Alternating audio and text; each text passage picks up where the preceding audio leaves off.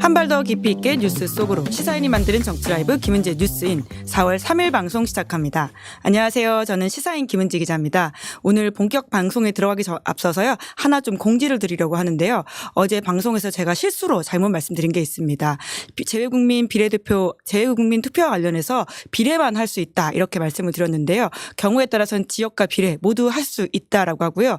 그 전국 각지 전 세계 각지에서 저희 구독자분들께서 직접 내가 지역 투표했다 이렇게 알려주셔가지고요. 바로잡을 수 있었습니다. 앞으로 더 정확한 정보 전해드리도록 노력하겠고요. 혼선을 빚어드려서 죄송하다라는 말씀 드리면서 첫 번째 코너 바로 들어가겠습니다. 예, 뉴스 리액션인데요. 쏟아지는 뉴스에 어떻게 반응하셔야 될지 알려드리는 시간입니다. 자, 이은기 기자 안녕하세요. 안녕하세요. 네, 그리고 수요일의 뉴스 리액터 제가 눈빛이 유달리 따뜻하다 이런 평가를 저희 제작진들한테 받고 있는 조현욱 보좌관님 안녕하세요. 네, 반갑습니다. 더 네. 따뜻하게 해보겠습니다. 네, 자 그럼 첫 번째 뉴스 키워드 들어가 볼까요? 네, 윤석열 한동훈 4.3 추념식 불참. 네, 이게 웃으면서 시작은 했는데 이게 그런 소식은 아니네요. 윤석열 대통령이 지난해에 이어서 올해도 4.3 기념식에 추념식에 불참했다라는 거죠. 네, 총선을 일주일 앞둔 오늘 제주 4.3 사건 76주기 추념식이 열렸습니다. 제주 4.3 사건은 1947년 경찰의 발포 사건을 기점으로 1948년 4월 3일 남로당 제주도당 무장대가 무장봉기한 이래로 1954년 9월까지 제주도에서 발생한 무장대와 토벌대 간의 무력 충돌과 토벌대 진압 과정에서 수많은 제주 주민들이 희생당한 사건을 가리킵니다. 윤석열 대통령은 오늘 이 추념식에 불참했습니다. 그러니까 당선자 신분이었던 2022년을 제외하곤 2년 연속 불참한 건데요. 한동훈 비대위원장도 마찬가지로 불참했지만 모든 4.3 희생자분들을 마음 깊이 추모한다. 지금 제주에 있지 못한 점을 송구하게 생각한다라고 입장을 밝혔습니다. 추념식이 진행되는 동안 한동훈 위원장은 충청 유세에 나섰습니다. 이날 추념식에는 한동훈 위원장을 제외하고 이재명 민주당 대표와 김준우 녹색정의당 대표, 오영환 새로운미래 총괄선대위원장, 천하람 개혁신당 총괄선대위원장, 그리고 조국혁신당 대표 등 각 당의 주요 인사들이 참석했고요. 여권에서는 윤재욱 국민의힘 원내대표와 인유한 국민의미래 선대위원장이 자리했습니다. 그러니까 제주에 출마한 국민의힘 캠프 측에 그러니까 윤석열 대통령과 한동훈 위원장이 불참한 것에 대해서 좀 어떻게 보냐라고 물어보니까 서운하다 이런 이야기가 대부분이었습니다. 그러니까 한 캠프 관계자는 못 올 만한 이유가 있었겠지 싶으면서도 그러니까 선거에 영향을 끼쳐서뿐만 아니라 그러니까 제주도 도민의 한 사람으로서 너무 섭섭하다 이렇게 이야기했습니다. 네, 사실 섭섭함을 넘어서 짚어야 될 부분이 많은 부분인 것 같은데요. 윤석열 대통령과 한동훈 위원장은 왜 불참했다라고 보세요? 정치적으로 좀 짚어보시자면요. 그럼 윤석열 대통령 불참은 작년도 안 왔으니까 이제 더 이상 평가 가치는 없는 것 같아요. 그러니까 국가기념일인데 대통령이 못 오면은 사실은 그전에는 이제 국무총리라도 와가지고 하여튼 이 기념일을 어찌됐든 정부 차원에서 이제 의지를 보여주는 게 참 중요하잖아요. 근데 대통령 입장에서는 4.3은 이제 머릿속에서 지운 것 같고 이제 한동훈 위원장만 평가를 해보면은 두 가지가 있는 것 같아요. 하나는 역시 선거만 지금 생각을 하는 것 같아요. 선거만 생각을 하는 것 같고 선거가 우선인데 그러면은 제주도는 어떤 지역이냐? 그러면은 국민의힘 입장에서 보면 현재 포기한 지역이잖아요. 네. 제주 분들 들으시면 굉장히 속상할 이야기네요. 그런 것 같아요. 네. 그러니까 처음서부터 각종 여론조사에서 국민의힘이 이제 굉장히 밀리는 지표들이 많이 나오고 후보들 같은 경우에도 거의 포기한 상태니까 그런 경우에 제주에 내가 왜 가야 되냐 이런 판단을 했을 가능성이 커요. 그러니까 강세 지역이나 경합 지역 중심으로만 지금 한동훈 위원장이 돌고 있잖아요. 약세 지역을 거의 가는 걸 보지를 못했어요. 이제 그렇고 두 번째로는 그러면은 선거만 생각하더라도 가야 된다라는 의견이 있을 수 있어요. 당연히 그렇지 않습니까? 한동훈 위원장이 지금 선거를 총괄로 끌고 있는데 그러면 국민의힘 전체 선거를 생각하면 당연히 가야 되는 거죠. 근데 이번 선거를 바라보는 게 국민의힘의 선거가 아니라 한동훈 위원장의 선거로 스스로 바라보는 것 같아요. 그러니까 지지층들이 많은 곳, 그러니까 총선 이후에도 여전히 본인의 지지를 받을 수 있는 곳 중심으로만 다니는 것 같아요. 그러니까 오늘도 이제 충청을 갔던 게 마찬가지 이유인 것 같아요. 그러니까 지금 영남 지역이나 수도권, 충청 이런 쪽으로만 집중을 하는 이유가 그러니까 선거 중심 그다음에 본인 선거 중심의 선거 치르는 것 여기에 이제 집중이 돼 있어서 안 갔다고 보는 게 타당한 해석인 것 같습니다. 네, 그래도 큰 지도자의 역할을 생각하는 입장에서는 사실 이게 단기적으로 볼 수만 있는 건가라는 좀 의문이 들긴 하는데. 당연히 그렇죠.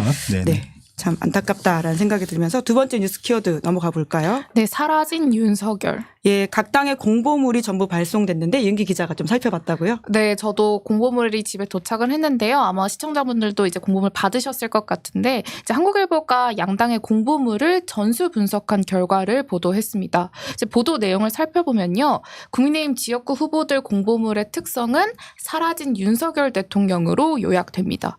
국민의힘 지역구 254명의 후보 중 공보물에 윤석열 대통령 사진을 사용한 건 26.8%에 불과했는데요. 수도권 후보자들로 한정하면 19.7%까지 떨어집니다. 그러니까 원희룡 장관이나 박문규 전 장관처럼 윤석열 정부 내각 출신이나 이른바 친윤 후보들의 공보물에서도 윤석열 대통령을 찾아보기 힘들었는데요. 대신 그 자리를 한동훈 위원장이 채웠습니다. 국민의힘 후보 중 65.4%가 한동훈 위원장과 찍은 사진을 공보물에 포함시켰고요. 이른바 찐윤으로 꼽히는 박수영 후보도 윤석열 대통령 대신 한동훈 위원장 사진을 포함했습니다. 이현모 후보는 이 사진 크기의 비중을 달리해서 한동훈 위원장 사진을 크게 배치했는데요. 서울에선 오세훈 서울시장의 사진을 사용한 후보들이 많았습니다. 그러니까 48개 지역구 후보 중에 한동훈 위원장 사진을 사용한 후보는 32명, 오세훈 시장의 사진을 사용한 후보는 31명이었는데요. 그러니까 오세훈 시장과 함께 정책 추진이 가능하다 이런 지점들을 강조하는 것으로 보입니다. 네, 윤석열 대통령 입장에서 많이 섭섭할 것 같다라는 생각이 드는데 민주당 공보물은 어떤가요? 네, 민주당 공보물에서는 이재명 대표를 좀 찾아보기가 어려웠습니다. 이재명 대표에 대한 일종의 부정적인 이미지를 의식한 걸로 보이는데요. 이재명 대표의 사진을 실은 지역구 후보는 전체 후보의 30%에 불과했습니다. 윤석열 대통령과 비슷한 수준인데요. 수도권에 출마한 조정식 사무총장, 그리고 김병기 수석 사무부총장, 김영진 당대표 정무실장처럼 당 지도부 인사들도 이재명 대표 사진을 빼는 대신 지역 현안이나 정권 심판을 강조했습니다. 기호순대로 제3지대 정당들의 비례대표 공보물도 살펴봤는데요. 녹색정의당은 정의로운 정권 심판, 기후, 진보 이런 것들을 강조했고요. 새로운 미래는 김대중 전 대통령과 노무현 전 대통령의 사진을 공보물에 넣었습니다. 개혁신당은 여의도 정치 박살내겠다라는 문구를 썼고요. 조국혁신당은 맨 첫 장을 포함해서 전체 8쪽의 공보물 중에 3쪽을 조국 대표의 사진으로만 채웠습니다. 자, 먼저 양당 이제 공보물부터 짚어보면 좋을 것 같은데요. 그러니까 윤석열 대통령보다는 한동훈 위원장이 더 많이 보이고 이재명 대표보다는 정권 심판이라고 하는 사진들이 많다라고 하는 것은 어떤 의미라고 보시나요? 오히려 저는 다 사라졌다고 하는데 그렇지는 않은 것 같아요. 제가 일부만 봤는데 상대당에서 오히려 많이 써요. 그렇죠?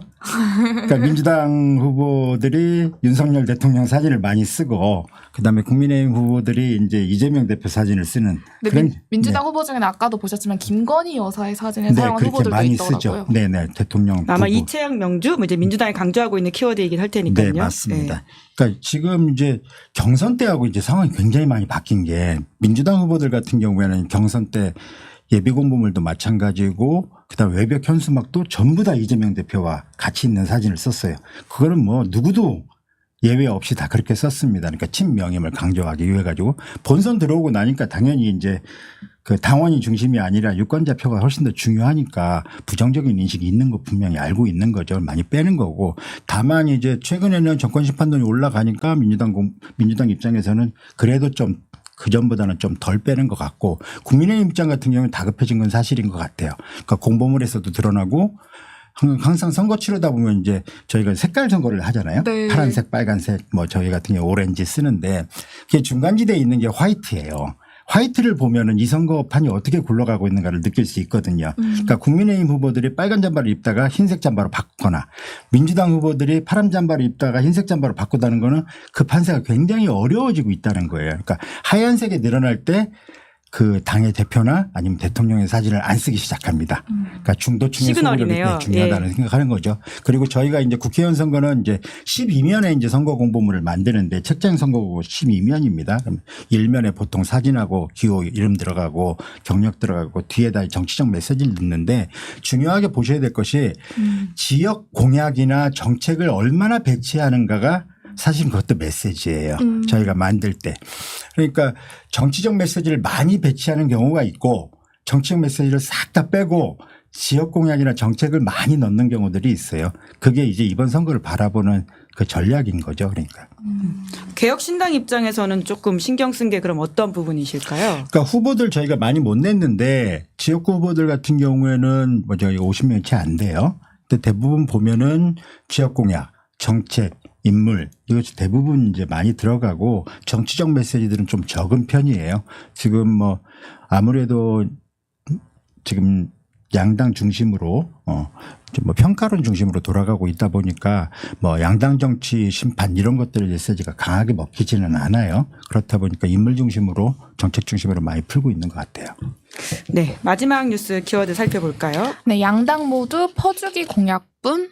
네, 선거가 끝으로 가니까 이제 공보물도 챙겨보고 이제 공약도 저희가 챙겨보고 있는데요. 이인기 기자가 좀 살펴봤죠. 네, 총선 변수로 그러니까 물가가 떠올랐습니다. 3월 소비자 물가 상승률이 지난해 같은 달 대비 3.1% 올랐는데요. 그러니까 이런 상황에서 윤석열 대통령이 3월 18일 서울 하나로마트 양재점을 방문해서 그러니까 할인된 대파 가격을 놓고 875원이면 합리적이라고 말해서 논란이 일기도 했습니다. 그래서 물가와 관련된 양당 공약을 살펴보면요.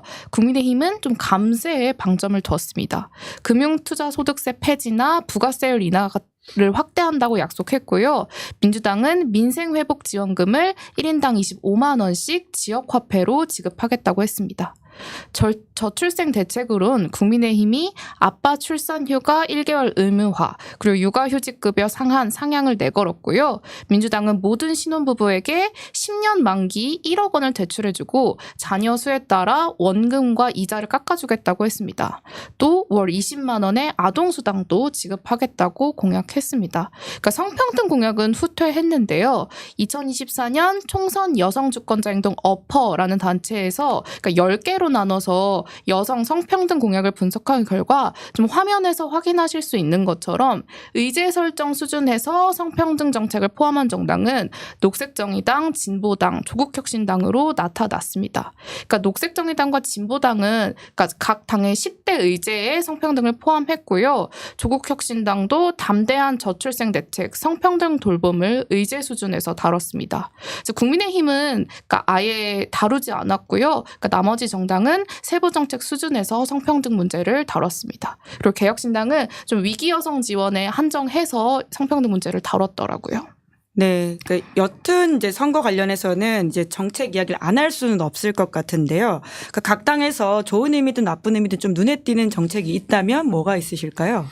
저는 엊그저께 한동훈 위원장이 얘기한 정책 중에 그 전국민 출산휴가 이거 굉장히 재밌게 봤어요. 그러니까 자영업자들까지. 네, 맞아요. 그러니까 지금 출산휴가를 다 주겠다라는 건데 사실 크게 반향은 없었어요. 그 뒤에 뭐 대책도 없었고 재원이나 구체적으로 어떻게 하겠다 뭐 이런 내용도 없었으니까. 근데 사실은 저희 개혁신당이 이번에 공보물에도 당연히 들어갔는데 개혁신당이 내건 것 중에 하나가 전국민 육아휴직 급여가 있습니다. 그러니까 정책으로 저희가 이제 당의 정책으로 냈는데 사실 이게 제가 자랑하려고 한 건데 제가 성언한 거거든요. 아, 네. 단독. 네. 자, 네, 왜 이게 중요하냐면은 사실 이제 그동안 양당이 내걸었던 것들이 사실 이렇습니다. 출발 자체가. 처음에 총선 전에 전 국민들이 관심이 있어하는 첫 번째 의제가 저출산 고령화 있었어요. 그 두 번째가 경제 활성화였었는데 그랬고 양당이 1호 공약으로 앞다투어서 저출산 고령화 정책을 내놨어요. 저출산 대책을 내놨는데 대부분의 모든 정책들은 정규직이나 공무원들한테 해당되는 거예요. 한동훈 위원장도 거기에 착안을 했던 것 같아요. 그러니까 지금 출산휴가 같은 경우에도 마찬가지고 저희가 얘기했던 육아휴직 급여도 마찬가지인데 정규직이나 직장 다니는 사람들 같은 경우는 다 받을 수 있지만 뭐 카페를 하거나 혹은 뭐 식당을 하거나 아니면 미장을 하는 사람은 혜택을 받을 수가 없어요. 그런데 휴가를 보내준다는 건 좀 허황되기는 해요. 어떻게 휴가를 보내주겠어요. 하지만 출산휴가 급여 정도는 줄 수 있다라는 거죠. 지금 현재 시행되고 있는 출산휴가급여가 월 210만 원까지 주도록 3개월 주도록 돼 있거든요. 630만 원인데 그러면은 자영업을 하는 사람이나 소상공인들도 엄마가 아이를 낳아서 3개월 정도 그 돈을 받으면은 뭐 파트타임 노동자를 고용을 하든지 해서 어찌됐든 아이를 낳을 수 있는 환경이 되지 않겠냐 그런 거거든요. 그러니까 정책이 전 국민한테 좀 골고루 돌아갈 수 있는 정책을 좀 만들었으면 좋겠다. 뭐 그런 생각이 들어요. 한동훈 위원장도 의지는 좋았으나 휴가는 힘들지 않겠습니까? 가게문을 닫고 갈 수는 없잖아요. 네. 한동훈 위원장 아이디어는 좋지만 현실적이지 않다. 내가 한 수 알려주겠다. 이런 의미로 제가 알아들었습니다. 자, 조은욱 보좌관님의 정책 제안도 다른 당에 더 귀담아 들었으면 좋겠다라는 생각이 들고요. 오늘 4월 3일 뉴스 리액션 여기까지 살펴보겠습니다. 두 분 다 수고 많으셨습니다. 네, 감사합니다. 고맙습니다. 네, 이어서 김종대 전 의원과 함께하는 정치 풀악셀 코너 준비되어 있습니다. 운전석에는 김종대 전 의원이 앉고요. 오늘 보조석에는 김정민 변호사, 박종훈 대령을 법률 대리하고 있거든요. 이분과 함께 저희가 또 다시 더 깊이 있게 최상병 사건 다뤄보겠습니다. 기다리시는 동안 구독, 좋아요, 알림 설정 부탁드릴게요.